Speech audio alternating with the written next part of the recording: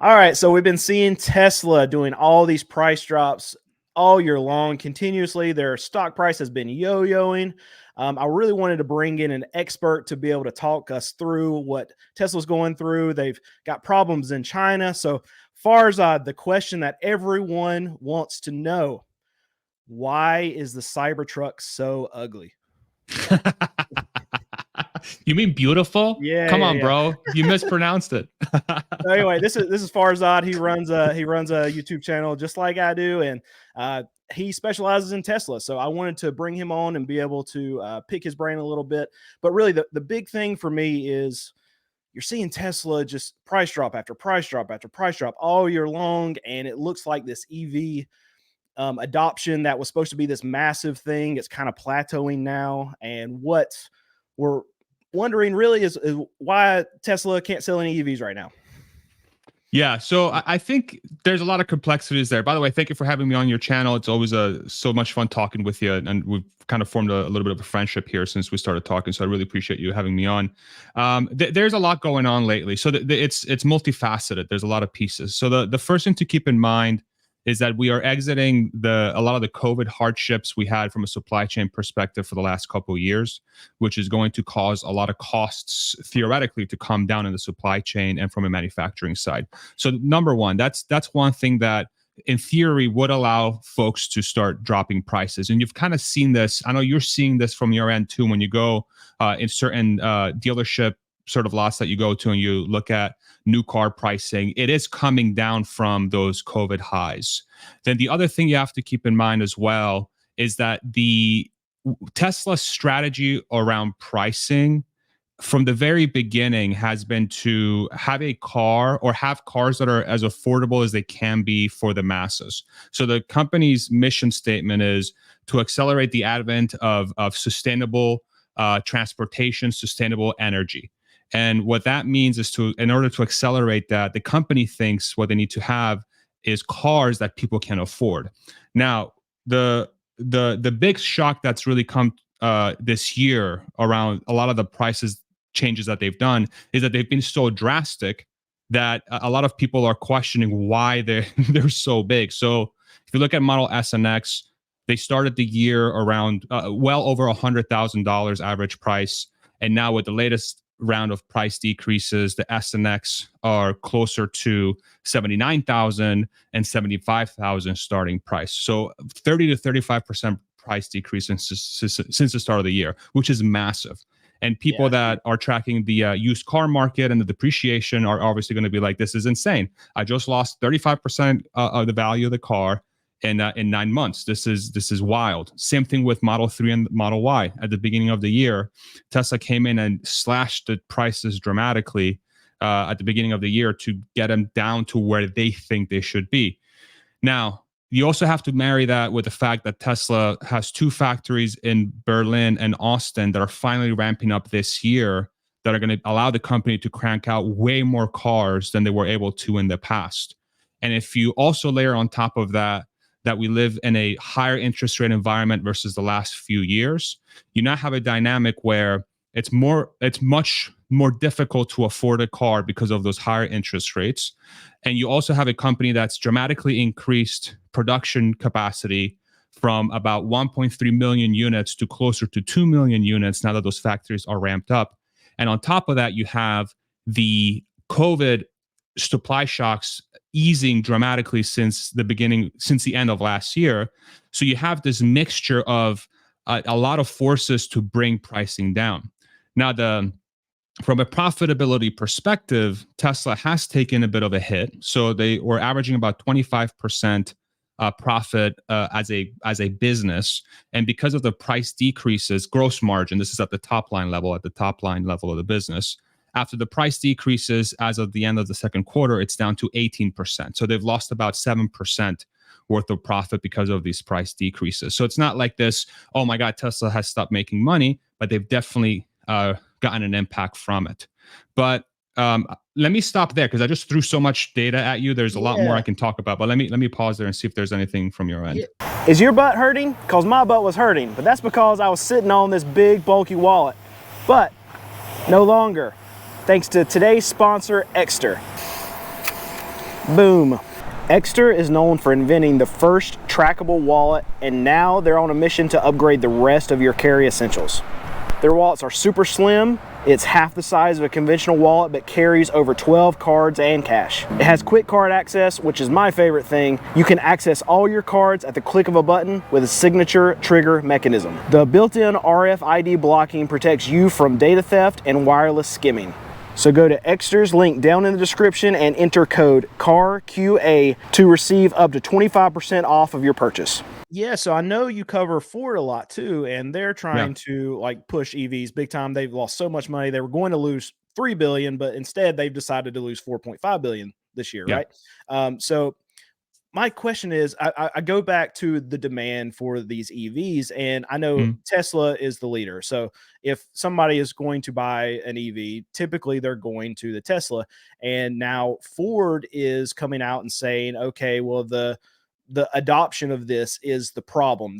So they were thinking that, okay, EVs were going to be the big push and what everyone wants. And now Ford is realizing, you know what? I mean, as far as Ford, me looking at Ford, it looks like they can't sell one EV is how bad it looks for Ford's system. So what is the problem for these EV OEMs going forward as far as getting more butts in seats to get this mainstream audience from this gasoline type world and what they're used to get them in these EVs? What's got to change? That's a great question. Yeah. So if you compare the sales of a OEM versus a legacy OEM versus a Tesla, Tesla is benefiting from much increased adoption for their cars, especially globally. So they have the best selling car in the world with the Model Y.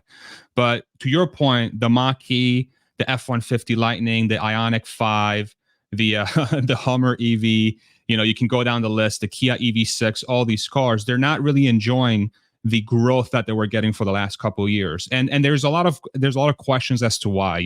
There is one of the things out there is like, hey, maybe EV adoption is not as great as we thought it was going to be from all these car companies really enjoying that growth into the rest of the decade. Right. My hypothesis, and again, I would love for your audience to check me on this, and I would love to answer any questions you have on this and kind of sort of fight through this a little bit. But my hypothesis is that with these price decreases that Tesla has put in place, which harken back to how the Japanese were really thinking about entering the car market back in the 70s and 80s, it's very much a strategic move to put the wrench on the legacy car makers that says, hey, we've been working on this supply chain for 10 years. We've been working on this manufacturing process for 10 years. We've figured out how to make an EV very affordable versus the competition and still make profit. The time is now to start putting the pressure on. And so if you do a like-to-like comparison between, say, a Tesla Model Y and a Ford Mustang Mach-E, I think the Ford Mustang Mach-E is a great car. I think it looks great. It drives great. I think it's a good piece of technology. But if you compare like-for-like features, like-for-like range, access to the supercharger network, the technology, the responsiveness of the screen, the safety, and you say, how much is a Mach-E versus a Model Y? The Model Y is consistently $5,000 to $10,000 cheaper. Right. And then you do this across the line with every other automaker, and it becomes tougher and tougher to justify anything but a Tesla, in my opinion, when you do like-for-like comparisons for the things that people are most looking for in an EV.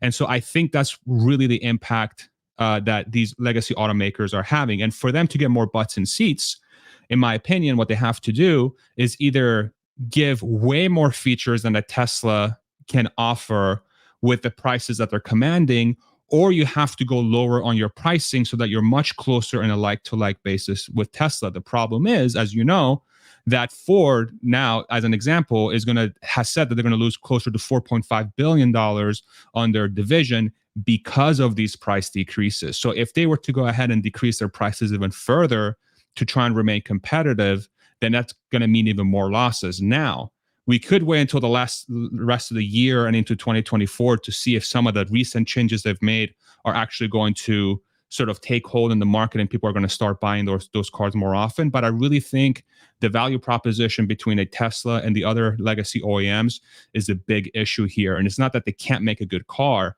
is that they can't make a good car at the same price as the Tesla and still be profitable. That's the big problem. Yeah, and I've said this a lot on my channel too. So Tesla's the leader, right? So if Ford wants to be competitive with Tesla, they have to either one be cheaper than Tesla or they have to be better than Tesla as far as Correct. product. I think that's exactly what you just said, and that's I mean that's what these OEMs are going up against, and they have the added what the added negative of having to deal with these dealers and Tesla just doesn't have to do that. So when I literally went to a Ford dealership this morning to film a video about EVs, what Ford's dealing with right now, and the Mach-E's, they all had like anywhere between 900 to like $1,500 packages added on for the dealership. The Lightning had still market adjustments, and Ford, I mean, they've done price cuts on these Ford Lightnings. Nobody wants to buy them. They're worried about the range for the towing, and then the dealership is then adding another market adjustment on it. So it just seems like everything's working against Ford wanting to get a piece of this pie in the EV space. And I'm just curious what your thoughts are on just generally dealerships and seeing that they do this in this kind of model, and then Tesla's take as far as just going direct to consumer, and how do you think that kind of plays out towards the future? That's a fantastic comment and question. I agree with you 100%. I think the dealership network, in my opinion, the dealership network is the biggest drag on legacy automakers being able to move forward with EVs. And I would argue that it's not, there's definitely a segment of the population out there, like a pretty significant segment of the population, especially in the United States, that doesn't think an EV will fit their needs. And I completely 100% understand that, and I accept that. But when you already have that limitation from a customer base perspective, which could be between, I don't know, between 20 to 50% of the population, let's say, you add on top of that the dealership network, which is not incentivized to sell an EV because EVs have way less maintenance than gas cars. So that means that the dealership ain't going to be making nearly as much money on the sale of the car because the customer's not going to come back to get an oil change, a filter Right. change, a radiator gets blown out, the catalytic converter goes bad, so on and so forth, right? You're not going to have any of those issues. So you have that layer there. And then on top of that, you also have a mechanism that's built with the dealership network that is trying to maximize the profit of the car, and it's very regional. So each dealership is going to work to maximize the profit on that specific EV, while you have a national player in Tesla that is super transparent with their pricing and just says this is the price for everybody. And then you have to compare those two dynamics and say, okay, which one's more likely to be successful?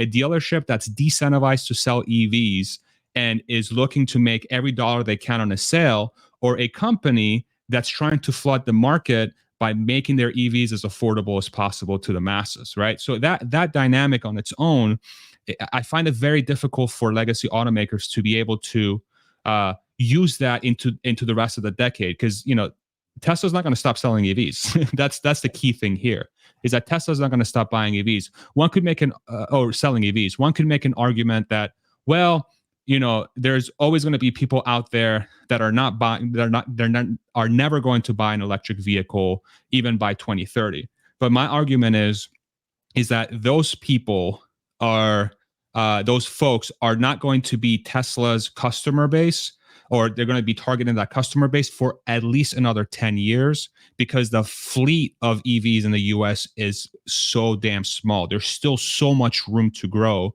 for would-be buyers. Otherwise, the Model Y, as an example, wouldn't be the best-selling car in the world, and the Model Y wouldn't be the third best-selling car in the US after the F-150 and I think the Silverado. I mean, all the data backs this up, that this is going to continue happening. So, and then we're not even talking about the UAW, which is another Yes. thing that's going on So right that's now. one thing I want to touch on too. I mean, I don't know if you have any comments on this at all, but so I do. Ford's estimates with the EVs, I mean, to spend 4.5 billion, and they're not even talking about what's going to happen post these negotiations, because they're going to have to pay whatever happens. They're going to have to pay more money. They're not paying the exact same amount that they are right now.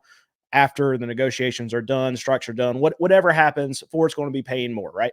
So there's even going to be more than 4.5 billion loss if they didn't add that into their estimates, right? But I want to Correct. go back to you're talking about the consumer that is just not going to buy an EV, and it's more of the mainstream consumer, right? That's not on the fence, but there's a large chunk of the pie that they're not ready for it, right? And I feel like this is where Ford. I always keep going back to Ford, but I just think they messed up this whole thing, right? So I keep going back to Ford because they wanted to go to the mainstream customer. I think with something like the Lightning, right? So Yeah. it's a truck that they want to put to work, and they want to get this average working American that drives the F-150s. They want to start getting them into the Ford Lightnings, and it just didn't materialize. And that's why you see, if you go to any Ford dealership, there's at least 5 or 6 of them sitting there in most cases. Some of them still have market adjustments, which is ridiculous. But a year and a half ago, you couldn't find a Lightning, and every one of them had crazy markups. And now you're getting to the place where you can go find one wherever you want to. Can you speak to that? Maybe talk about the Yeah. Cybertruck and how ugly it is a little bit more. You never hear me say that, damn it. Yeah, yeah, yeah. So I will give Ford credit here, though. The thing to keep in mind with the F-150 Lightning is that a year and a half ago, the production just got started, right? So they were making no more than 1 to 2,000 F-150 Lightnings per quarter, and we were in the middle of the COVID price shocks and all that crazy stuff. So it's very important to keep that in context.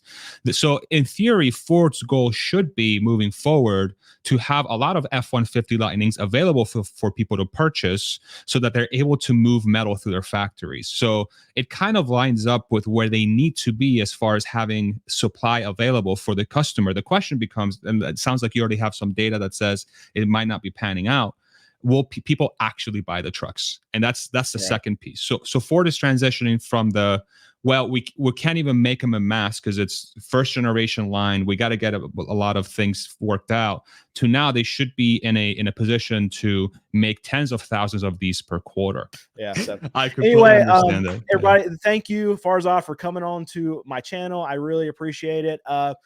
Go follow Farzad, subscribe to his channel, and what other plugs do you want to give out? That's good, man. No, I really appreciate you having me on. Farzad Misbahi, right on YouTube. You can also find me on X, formerly Twitter, whatever you want to call it now, at Farziness. And yeah, really appreciate you being on, having me on, Brandon. We've got to have you back on the channel at some point too. I'd love to discuss more of this stuff with you at some point. Correctly. Looks like it is recording. That is a good Yes, thing. sir. Yeah. All right. Well, I'm just going to go. And if we mess up, I can edit out whatever I want to edit out.